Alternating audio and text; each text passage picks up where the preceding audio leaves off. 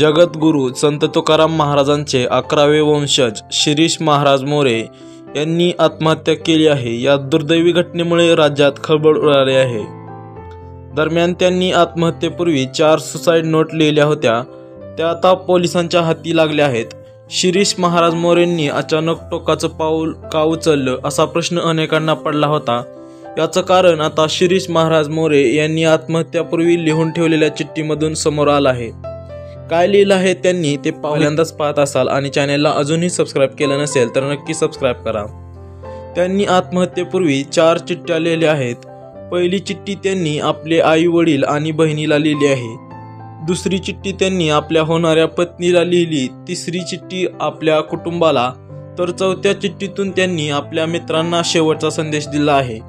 या चिठ्ठ्यांमधून त्यांनी आत्महत्या का केली याचं कारण देखील मांडलं आहे।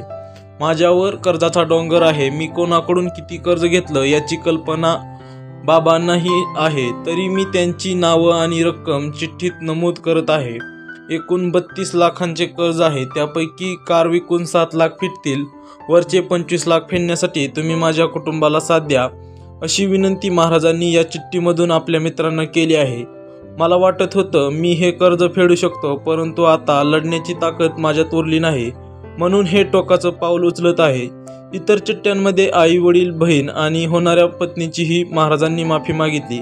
होणाऱ्या पत्नीला अनेक स्वप्न दाखवली होती, पण ती पूर्ण न करता मी निघालोय, पण माझ्या सखे तू कुठं थांबू नकोस, तुझं आयुष्य जग, असं शिरीष महाराज यांनी आपल्या होणाऱ्या पत्नीला उद्देशून म्हटलं आहे। या घटनेची माहिती सर्वत्र कळताच हळहळ व्यक्त केली जात आहे।